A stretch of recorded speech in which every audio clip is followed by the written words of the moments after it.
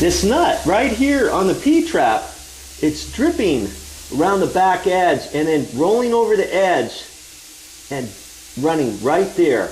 My finger's all wet. So I'm going to have to either tighten this nut up, because I think the nut's pretty tight, and I might have to loosen up the nut and reposition the line.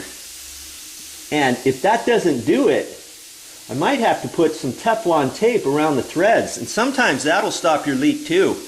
Lots of times on these plastic P-traps, they're not really designed that you have to put Teflon tape around them. Theory has it, when you tighten those up, you should be able to tighten them up hand tight. You see these little nibs? You take your fingers and your thumb, and you can use that as a little turning device. Okay, I got to take this trap apart, but remember, when you take this trap apart, you've got water in this trap, at least from this high all the way across. Okay, so when I take that bottom nut off, water's going to start dripping down there.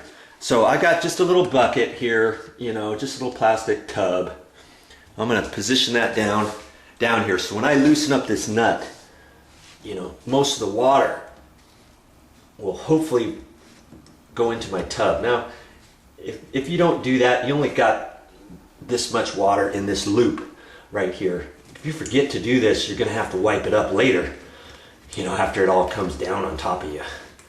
That's another reason why when I do this, I like to clear everything out from underneath the sink, you know, so I have a good area of workability there, and I don't like to get everything all messed up. Okay, I got that up.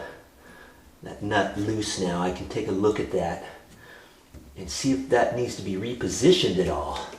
Looks like it was tweaked sideways, just a smidge. And so I just repositioned that because there's a nut here too, and that can swivel.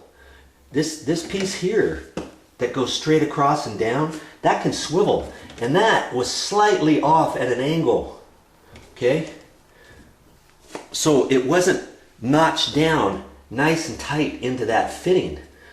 And I think that's what was causing it to leak. Okay, so now I've got it repositioned. I can put this nut back on now and tighten it up and see what happens. Maybe I won't have to put any Teflon tape on that after all. Got the water turned back on now. I've got the nut tight, as tight as I could with my hand. You know, I can take a wrench to it if I need to. First thing I want to do is just do it tight by hand. Because if I over tighten any of these plastic nuts with a wrench, you could have a possibility of cracking it. Then it's never going to stop leaking, is it? You're going to have to go to the store for sure then. Okay? Now, because I don't have my light there, if I had a flashlight, I'd put a flashlight down in there. But after a few minutes, if I don't see it dripping, I can just put my hand down here and feel it and see if there's any water still dripping. Or I can get some Kleenex or some toilet paper, just kind of rub that or tamp that and see if it's still dripping anywhere.